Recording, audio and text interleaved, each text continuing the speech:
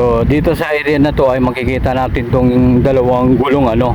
So malamang ito yung pinakargahan ng sasakyan ng dragon boat. Yan yung nakikita natin ano. Yan yung dalawang yan.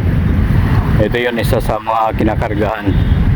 Hindi ko alam kung kasya yung dalawang dragon boat dito ano, maaaring pinagpatong.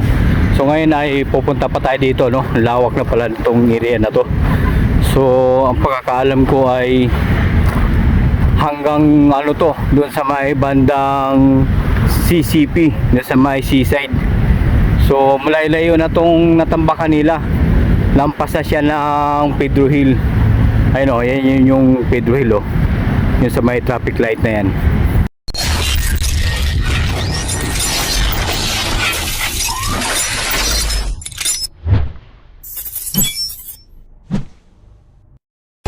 So yun guys, ay bibiyahin na tayo ngayon ano. Dito na tayo dumaan sa may service road. Sa gilid lang siya ng Ruas Boulevard. So kaya tayo dito dumaan kasi dyan sa may unahan, dyan na tayo paparada ng ating motor. So lampas lang ito ng Pedro Hill.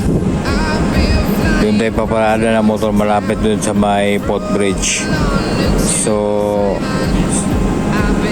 ayan, makikita natin na meron din mga maraming dumadaan dito na nakamotor at saka naka four wheels. So dito guys ay kakaliwa na tayo. Ayan, pasok na tayo dito at dito tayo paparada ng ating motor. Ayan, so tanaw na natin yung Dolomite sana no. Ayan, so parada lang tayo dito. Kano pa ticket dito? 50 pesos, sir. Ito ko muna. Pupunta lang sana ako saglit dyan sa Dolomite eh. May bayad ba dyan? Wala po naman. Tingnan ko muna kung mayroon akong ano dito pambayad. May yatang pambayad dito eh.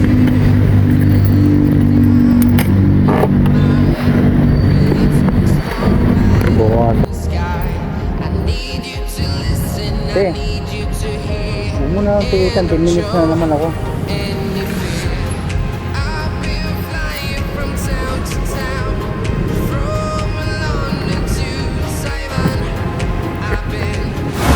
Yo, what's up mga kamarings? So, panibagong vlog na naman tayo ano. Sa haba-haba ng panahon ay ngayon lang tayo nakabalik dito at magbablog tayo.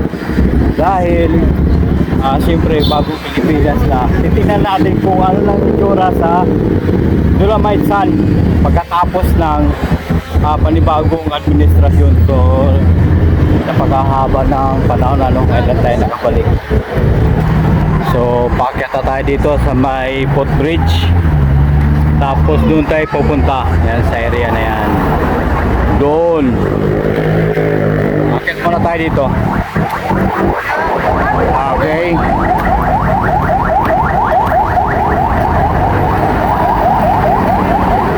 So ito yung footbridge ano, papunta ng Dolomite Sun sa kabilang area.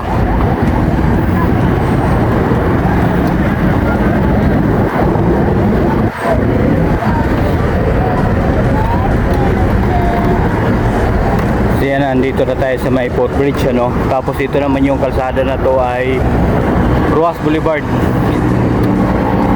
Yan ano, ongoing na ginagawa kaya may harang.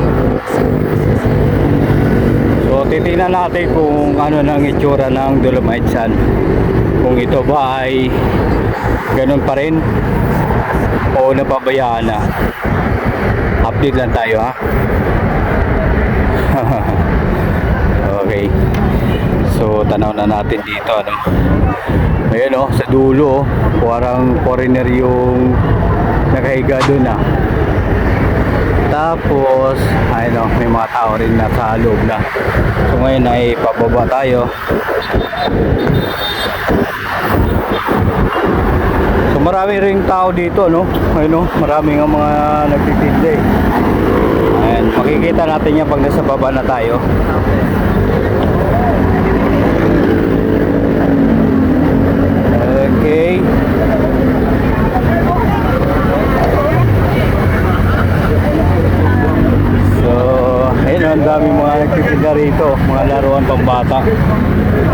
dami oh. Yan oh, ang daming tao. So maraming nagtitinda dito sa may labas ng Dolomite Sun. So tagal-tagal na natin hindi nakapunta rito ano. So siguro nakapunta tayo dito ng year 2021 o 2022. So matagal na.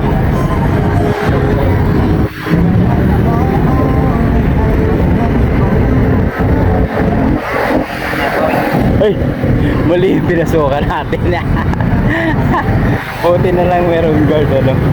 Dami na mga nagtitinda ng sombrero dito. So yung pinasukan natin ay exit.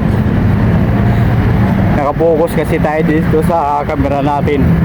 So ngayon ay kunting lakad lang. Diyan tayo papasok yung kulay blue na yan. So naalala ko nung pumunta ako rito ay kumandidato pa no, may mga candidate pa ng tumatakbo ng presidente noong time na yon. Tagal na. So ngayon ay papasok na tayo sa loob.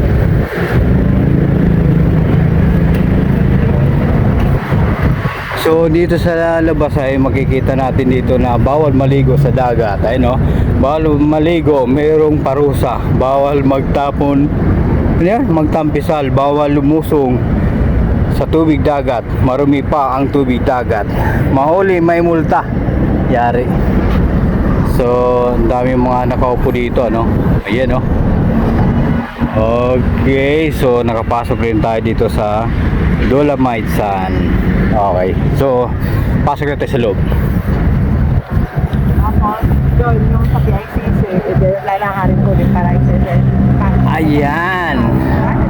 Okay, so ganun pa rin ano. Hindi naman pinabayaan yung Dolomite Sun.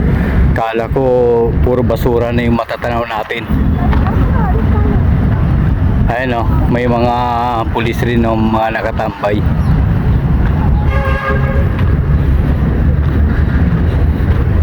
So maglilibot lang tayo dito sa may loob ng Dolomite Sun.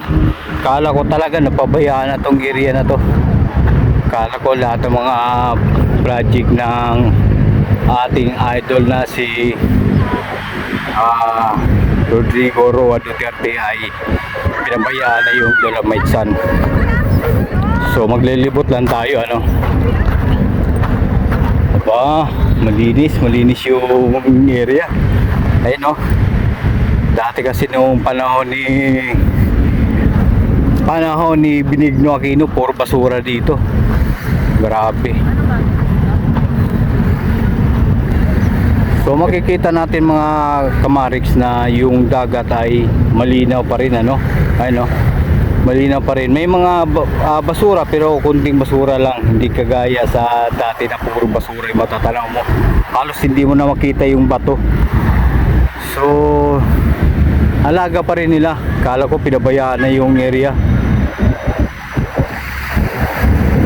So ito yung isa sa pinakamagandang project ni former President Rodrigo Roa Duterte. Itong Dolomite Sun na to kasi madalas rin akong tumatambay dito sa may Baywalk. At nakikita ko na puro basura. Lalo na pag tagulan, puro basura yung makikita mo. Pero ngayon makikita mo na na talagang ang ganda ng ang ganda ng dagat, parang nasa Batangas ka malinaw. Kailan sinasabi nila na marumi yung tubig dahil malapit lang to sa sa may pier, kaya yung mga ibang langis ay napupunta rito. Yan. So ang linis. Dito tayo, lalakad-lakad pa tayo dito makikita natin dito na may maraming mga bato yan yung tinatawag na formation rock.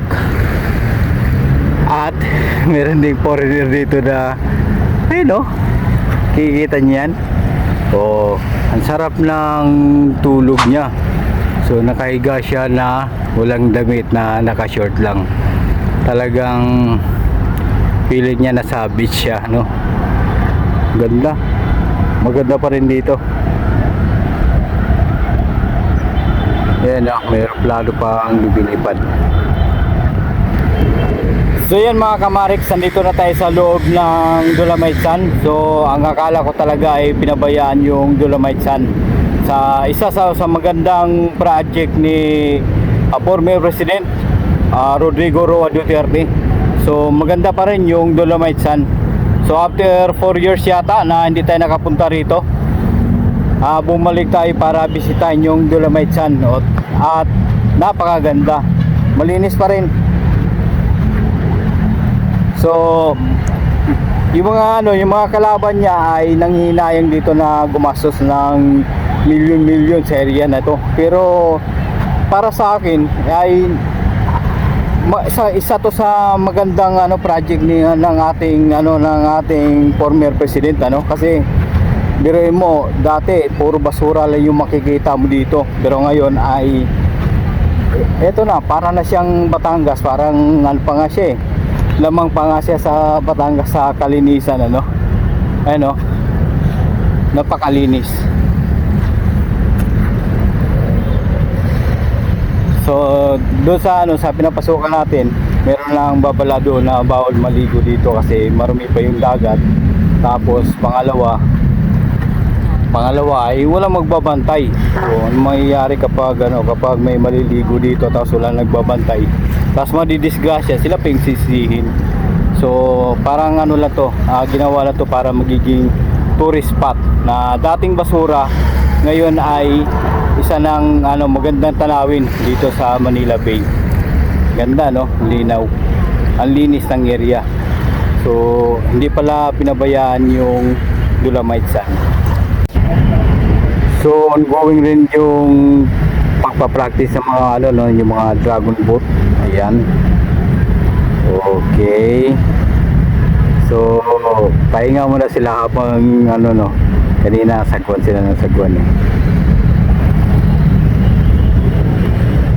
So doon sa area na yan yung pier.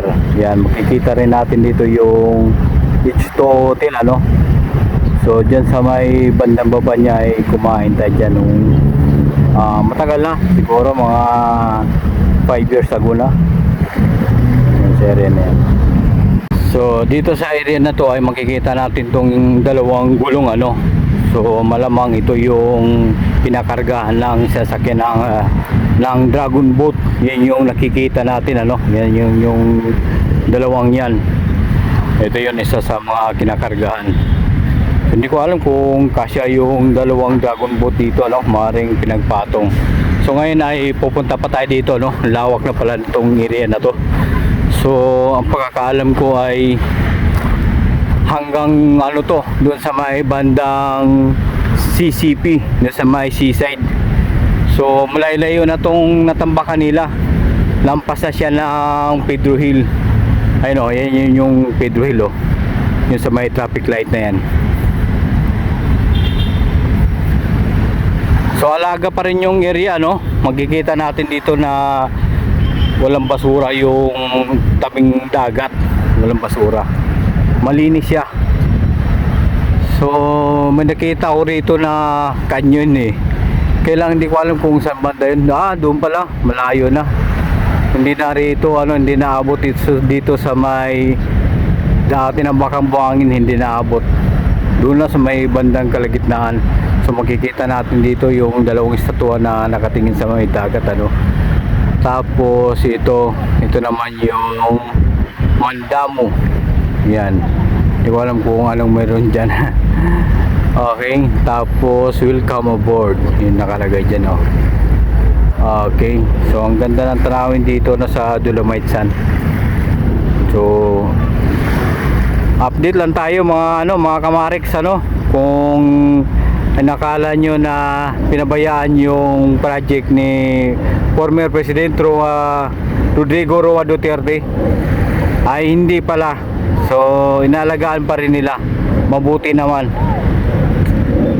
Kasi etong project na to, kahit na umubos siya ng milyon-milyong pesos dito sa area na to, ay ayos lang kaysa mapunta sa bulsa ng mga sakim sa kapangyarihan. Alam niyo na kung sino yun.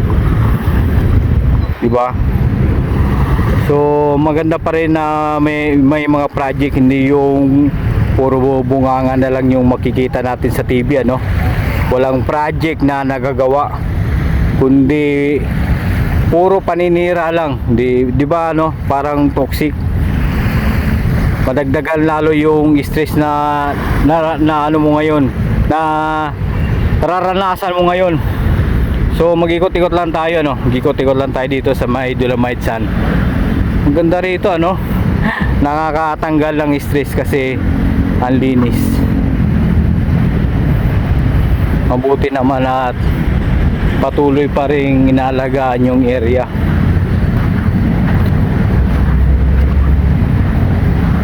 So bisitahin na natin itong dalawang estatwa. Parang natanggal na yung isang kamay nitong estatwa na to, oh. Parang si Benigno Aquino yata tong, ano, kasi nakasalamin. Natanggal na yung kaliwang kamay. Okay, titingnan natin, oh. Titingnan natin dito sa nakasulat kung sino tong estatwa na to, kasi hindi ko rin kilala, eh. Ayun, oh, putol yung isang kamay. Yan. Pero may nakasulat dito kung sino tong mga estatwa to na nakalagay. Ayan. Oh, tama nga ako. Si Benigno Aquino nga. So, diyan nakasulat na si Benigno Aquino Jr. 1932 to 1983. Lingkod bayan, tagapagsulong ng kalayaan at bayani ng bansa. Si Benigno Ninoy Aquino Jr. ay isinilang sa Tarlac noong Nobyembre 27, 1932. Naging mamahayag sa murang edad na 17 at pinakabatang alkalde sa edad na 21. Napakabata naman.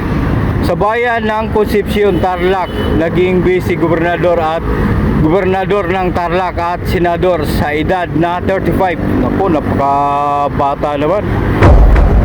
So ito nga yung si Benigno Aquino. Kumbaga tinitingnan niya yung dagat dati na puro basura yung nakalutang dito sa area na ito. Pero ngayon ay maganda na, no? Ginawa na siyang Dolomite Sun. Tinambakan na ang buhangin, nilinis, tinanggal yung mga basura. At makikita mo rito na parang nasa ibang bansa ka na. So napakagandang project to kasi instead na nakawin yung pera ng bayan, ilaan mo na sa project at makikita ng mga tao na matutuwa yung mga tao pag ganito kaganda yung project, ano. Yan, napakalinis, ang husay. So ngayon mga kamarix ay nabisita na natin yung Dolomite Sun, ano. Kala ko talaga ay napabayaan na pero hindi pala. So nanatiling malinis yung area, magandang tanawin. So makikita nyo naman dyan sa video natin na malinis, walang basura. Okay, so good job sa mga nagme-maintain ng kalinisan dito sa Dolomite Sun. Ayan, napakalinis. So pang tourist pa talaga yung area. Ganda. So ngayon ay babatsi na tayo. So bumisita lang tayo dito para mag-update kung ano nang kalagayan ng Dolomite Sun.